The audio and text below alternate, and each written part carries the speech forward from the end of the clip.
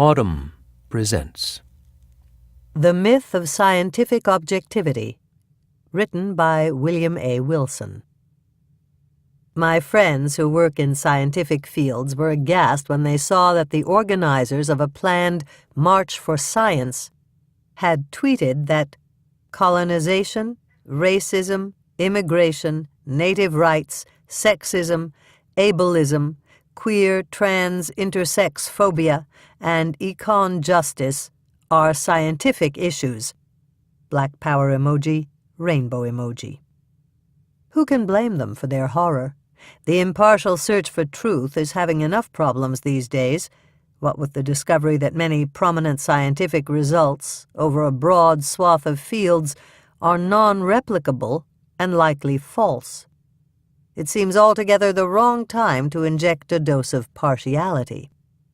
My correspondents always hasten to add that, of course, they're in favor of racial and gender-based outreach that seeks to increase the relatively low proportion of working scientists who are women or who belong to certain ethnic groups.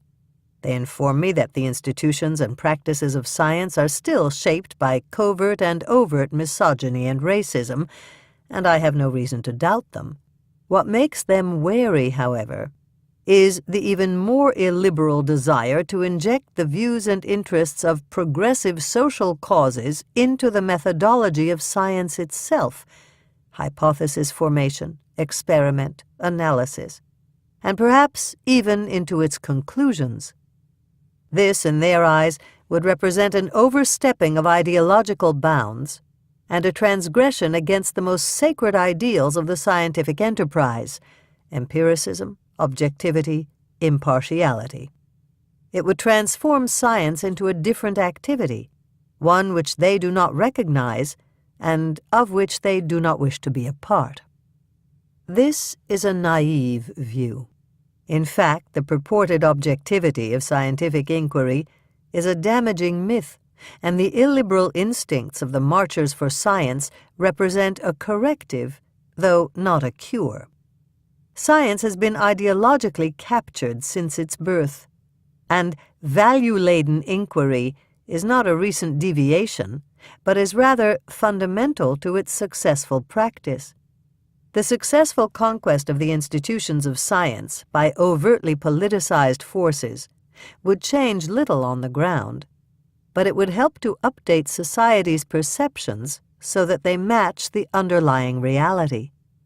We should welcome the March for Science as it sets out to destroy the Academy's undeserved reputation for neutrality and to reveal science for what it has always been. According to the popular understanding, science is simply the comparing and ordering of sense data originating from experiment or from the observation of natural phenomena. If we are lucky, patterns or other forms of order emerge from these data. Scientists can then build theories that describe and abstract these regularities, and perhaps even use them to make predictions about as yet unobserved phenomena. Finally, these theories are put to the test by new observations and discarded if they contradict the best available new data. This is a process of induction, whereby simple, raw observations are grouped together in such a way that the law that connects them becomes evident. The higher-level relations and associations are grouped in turn, such that the meta-law which underlies them all comes into focus, and so on, higher and higher up the chain of abstraction, toward theories ever more rarefied and powerful. Yet in principle, even the most complex theory does nothing more than tie together a vast number of simple observations, each of which is pure, objective, and incontestable. A crucial feature of this story, and the source of a great deal of its attraction, is the freedom it offers from the oppressive legacies of ideology, privilege, and prejudice that taint every human institution. If science is nothing more than the cataloging and systematization of information directly accessible to our senses, then it could be a source of knowledge that is objective, neutral, and accepted by all. Moreover, if each step of this process is solely determined by the data, that is, if at no point does a theorist have a free choice between alternative interpretations or generalizations, then we can be sure that no lingering taint in the scientist's mind will impress itself upon the completed theory. The scientist is like an automaton, albeit a clever and subtle one, transforming inputs into outputs, discovering rather than inventing, performing a mechanical rather than an artistic task. This is why those most invested in science as a way of knowing the world react with such horror to the proposal that values, even the progressive values they overwhelmingly share, should inform the scientific method. The threat is not so much that such a program would have grave consequences if carried out, as that the assumptions behind it threaten to undercut what they believe makes science unique. If such a thing as feminist science, or XYZ science, were even possible, then it would mean that science as it currently exists might not be perfectly neutral and value-free. It would imply that there are many possible ways of doing science, and that those different ways might reach different answers. Worst of all, it would make who does science a relevant question, a sort of scientific donatism, opening up the field to further suspicion from its ideological enemies. The trouble is that this idealized view is wrong. The political, moral, and religious views of a scientist really do affect the results that he gets. Consider the process of theory formation. A theorist is struck by inspiration. Something innocuous, like a passing remark by a stranger at the grocery store, suddenly triggers the realization that two unrelated phenomena can be linked, or an existing body of theory can be simplified or unified through a new form of explanation. The scientist then goes looking for evidence to bolster his theory. The precise opposite, it's worth noting, of Karl Popper's rather idealistic conception of the scientific method. Given the messiness and flexibility of all real-world data sets, he will invariably be able to find it. Partisans of the old theory remain unmoved and argue convincingly that, looked at in a different way, the data support their interpretation instead. Often the ensuing scholarly battle stimulates the development of new experimental techniques, and sometimes these new methods are able to settle the matter decisively. Other times the battle can rage for years or even decades. Even when questions are settled, it usually isn't because either the old guard or the upstarts won their rivals over, but because one party failed to make the case to the next generation of students and eventually died off. Scientists who are caught in the raptures of a new theory will often stick with it for a time even when all available evidence counts against it. Sometimes such a theory even wins in the end. A dramatic and perhaps surprising example comes from one of the most famous scientific theories of the 20th century, Albert Einstein's special theory of relativity. A year after Einstein proposed it, the theory suffered a devastating blow from the famous experimentalist Walter Kaufmann, who published an empirical result that appeared to disprove the new theory. We now know that Kaufmann's equipment was insufficiently sensitive to detect the effect Einstein predicted, and moreover that it was miscalibrated. But it took a decade before this became clear. In the meantime, Einstein brushed aside the criticism and continued propounding his theory, winning an increasing number of converts over time, despite the fact that the best experimental evidence had refuted it. The experience evidently had a profound effect on Einstein. He began his career as a dedicated positivist and empiricist, only losing the faith when it failed him again and again. Rigorous attempts to inductively postulate laws from data brought him only years of stagnation and failure while he searched for the field equations of general relativity, and nearly cost him priority for the discovery. In desperation, Einstein searched for the mathematically simplest explanation, embracing prior philosophical criteria as a constraint on the space of possible theories, and then found his answer almost immediately. He ultimately concluded that, as he put it in his autobiographical notes, "No collection of empirical facts, however comprehensive, can ever lead to the formulation of such complicated equations. A theory can be tested by experience, but there is no way from experience to the construction of a theory." In other words, the inductive approach to theory building, on which so many of science's claims to neutrality hang, is not only a poor description of science as it exists, but is, because of the limited powers of the human mind, not a way that science even could be done. The consequence of this, as Einstein said in an interview at the end of his life, is that every true theorist is a kind of tamed metaphysicist, no matter how pure a positivist he may fancy himself. Einstein's claim is essentially a practical one. It is far too hard for human beings to reason backward from a mass of complex and entropic data to the compact and simple law that gave rise to it. Yet this argument is not as devastating to the inductivist story of science as it may at first sound. Yes, one might concede the actual practice of the scientific method may be messy, or even the complete opposite of the inductive approach, but the fact remains that there is a law out there that is generating the data of our experience. So long as we continue to be guided by the data, we will gradually approach closer and closer to the true laws of nature, even if not by inductive means. But the trouble is that there is never just one such law. Theory is almost always underdetermined by data. It's simple enough to construct artificial examples of different laws that make identical predictions, but most can be dispatched by Occam's razor, though note that this is a sneaky application of metaphysics if there ever was one. History, however, offers something altogether more disturbing.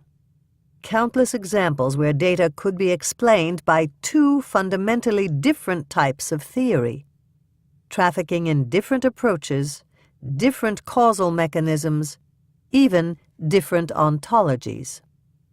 Consider, for instance, the astonishing accuracy with which both Newtonian mechanics and general relativity predict the motions of the various bodies in the solar system.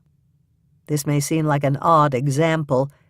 Isn't it a case in which a flawed theory explained the evidence for some time and was eventually replaced by a better theory?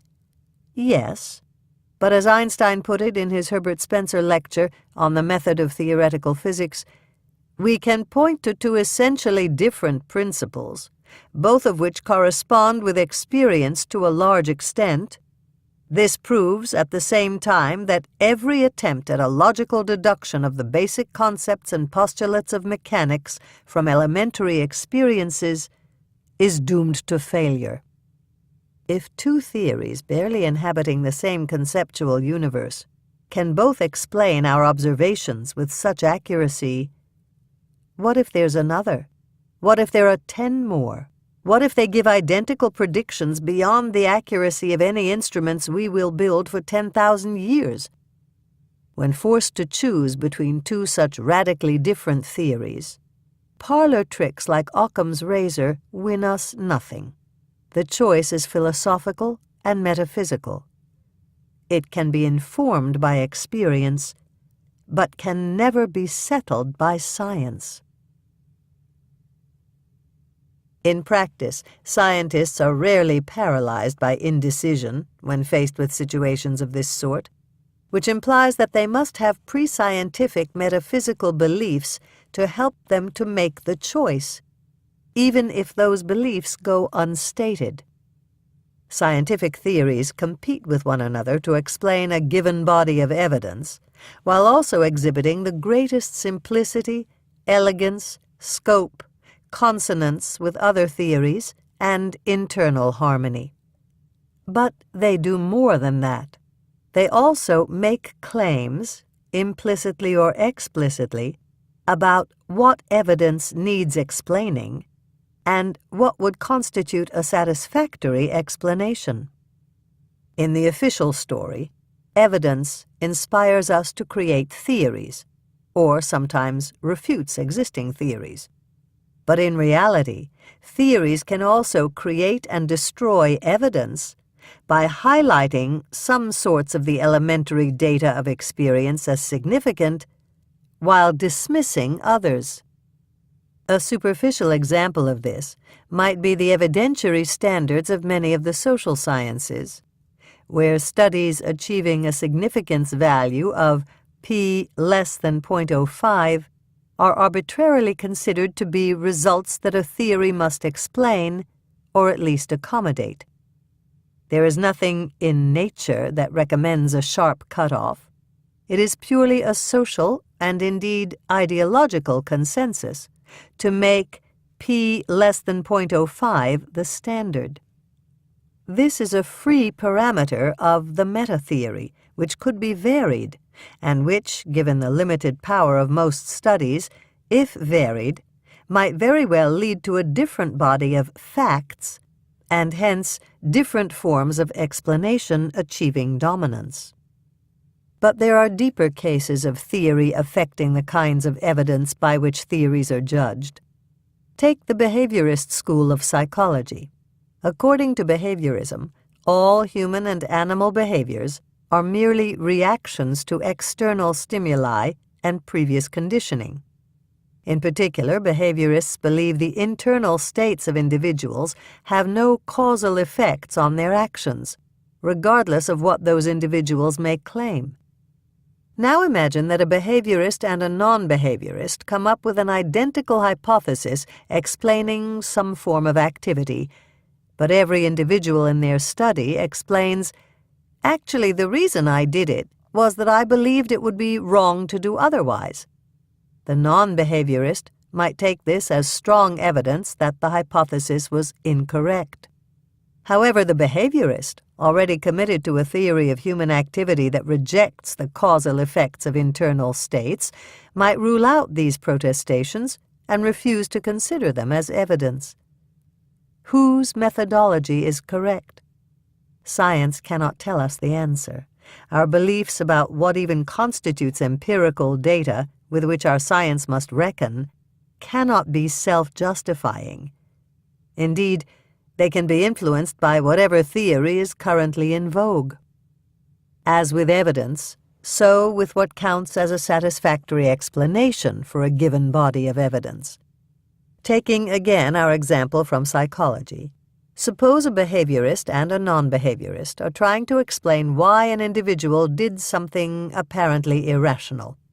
When asked, the subject replies, "Because I thought that if I did it, I would receive $1 million. The non-behaviorist might find this belief to be curious and might inquire further to discover a reason for the belief, but he would almost certainly consider the belief itself to be a sufficient explanation for the action.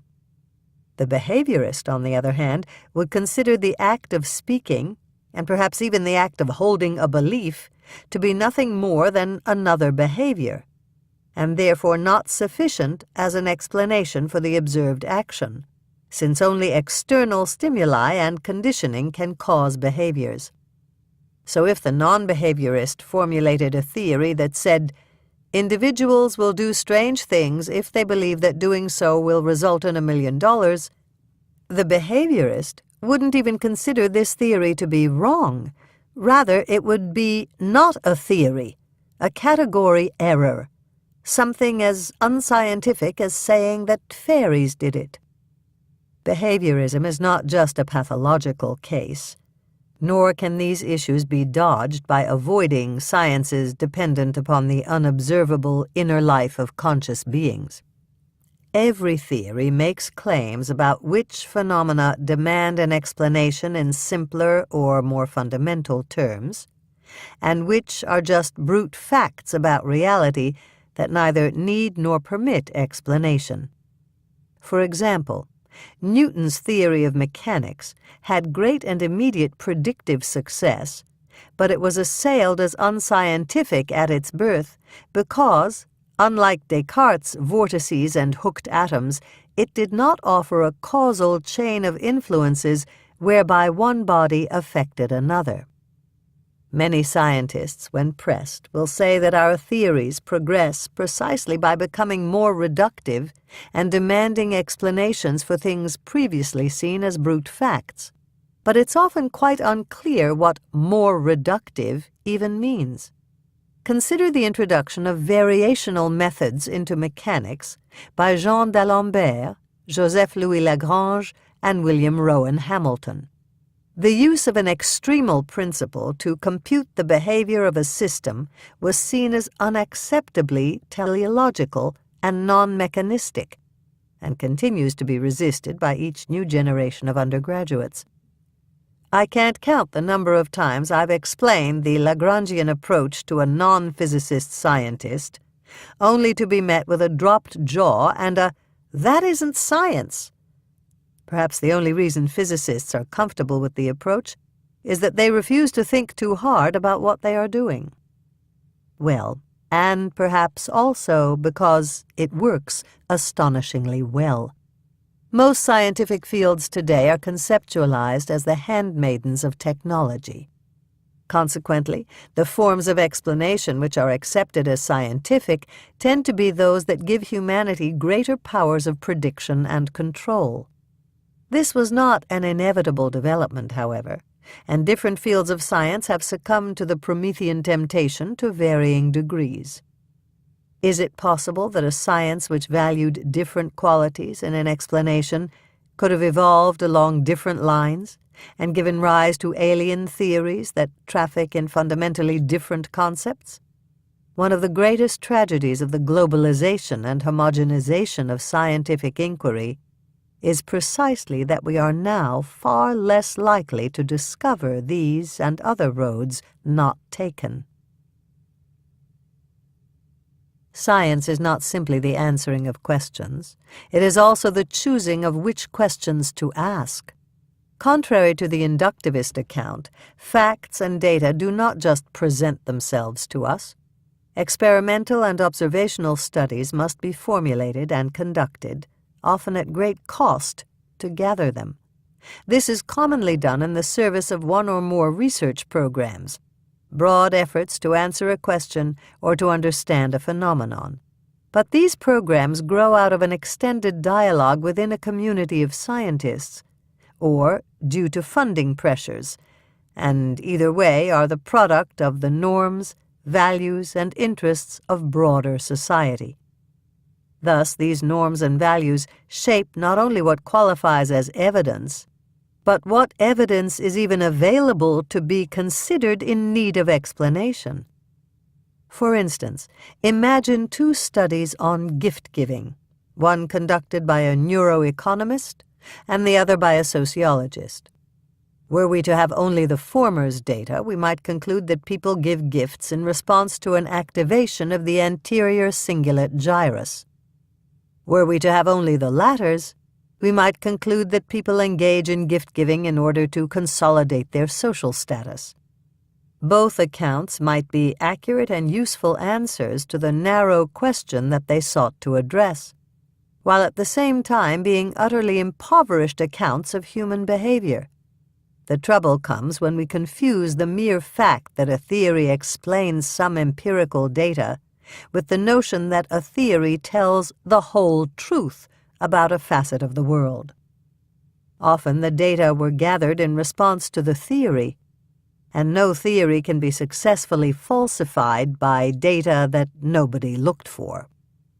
Another way in which our metaphysical beliefs construct the body of evidence that is available for theory to address lies in the ways we classify and categorize the world. Every theory makes choices about what elements it considers to be the primitive constituents of the world, what groupings of those elements make for interesting objects of study, and what makes objects more closely or more distantly related. One could imagine a social science that, instead of treating individuals as its fundamental units of analysis, instead chose families, or neighborhoods, or athletic clubs.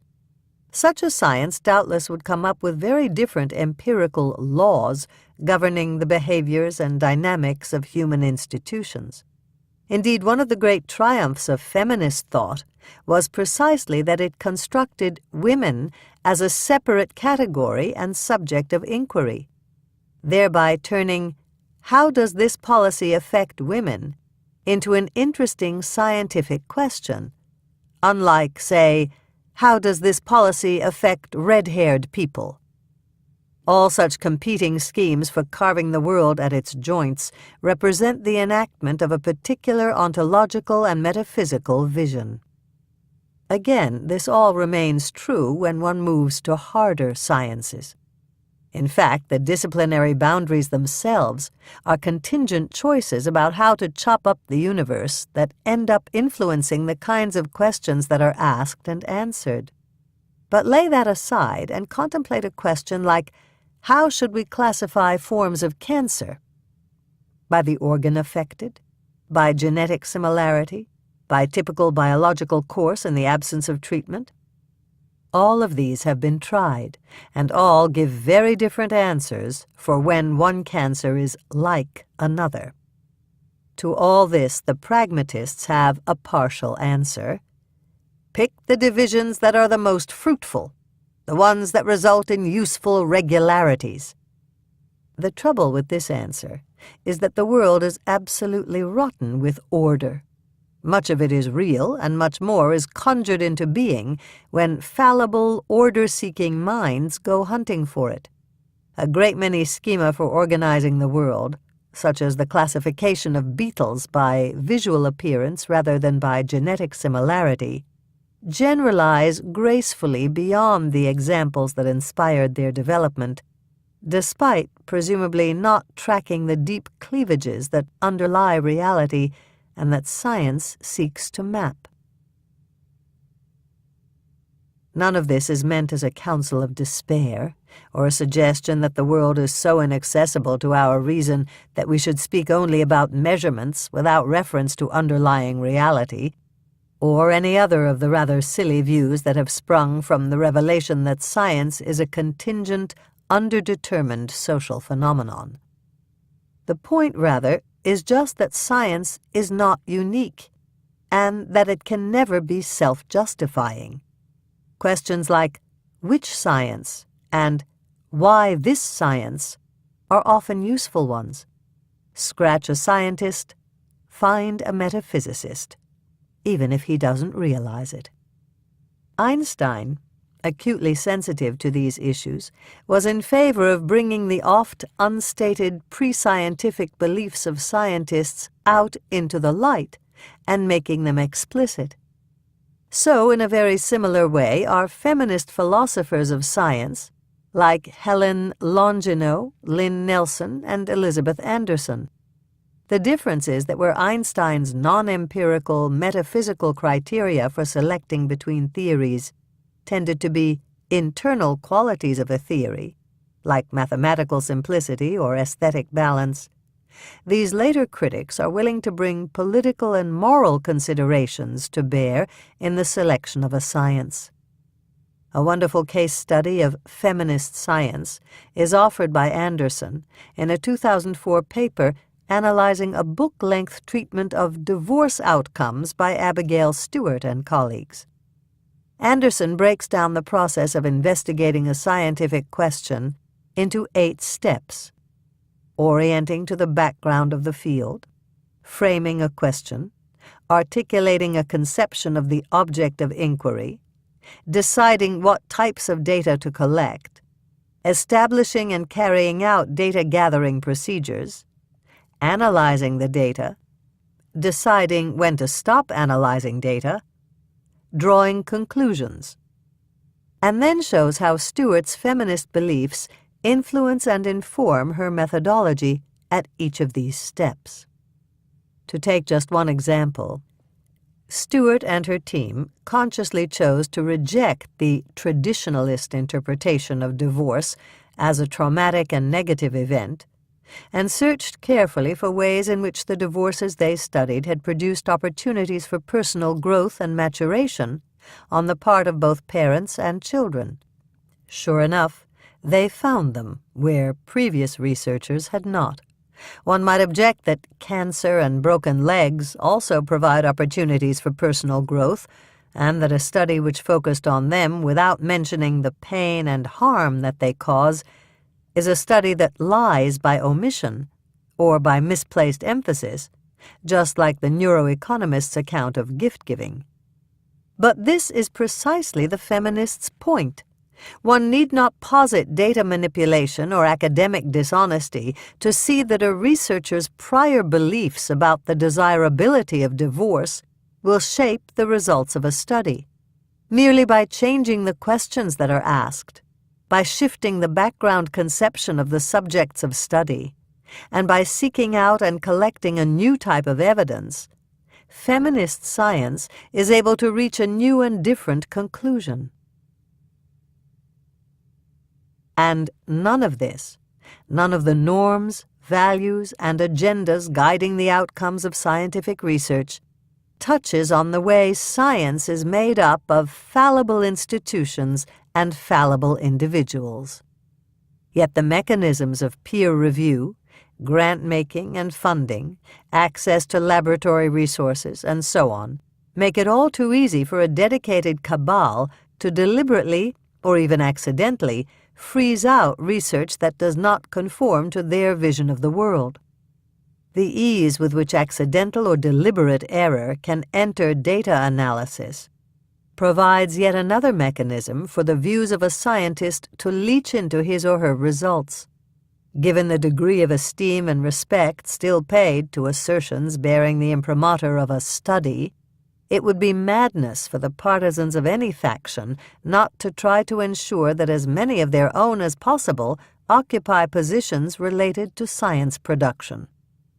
Which is why my progressive scientist friends are deluded if they think that those genuinely concerned about colonization, racism, immigration, native rights, sexism, ableism, queer, trans, intersex phobia, and econ justice can be dissuaded from attempting to capture not just the institutions of science, but its methods and research programs as well.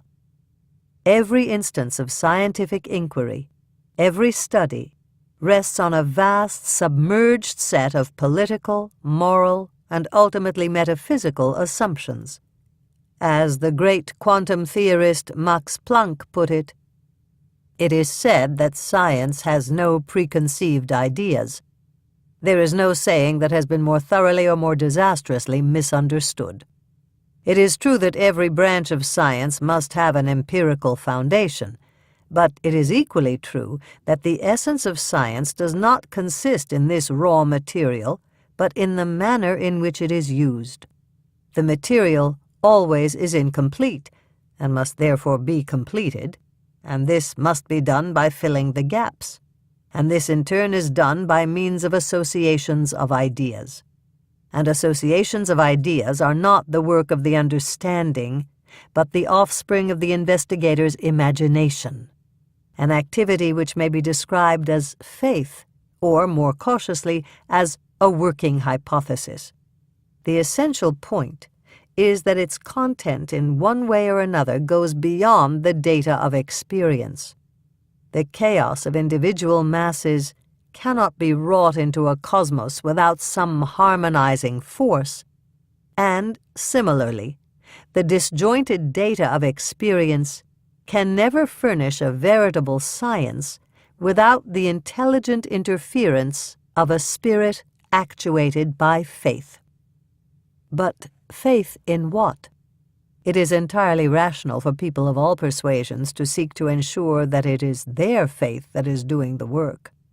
The rhetoric of the organizers of the March for Science does not reflect a temporary aberration, a momentary bit of enthusiasm, a fruitless revolt against a coldly rational age. It is the future, a future in which the politicization of science stops being implicit and starts being aware of itself. To face this future with intellectual sophistication, rather than sloganeering, we need metaphysical reflection. Scientists would do well to start with a frank acknowledgement that they do not really know the deeper sources of their own dearly held scientific truths.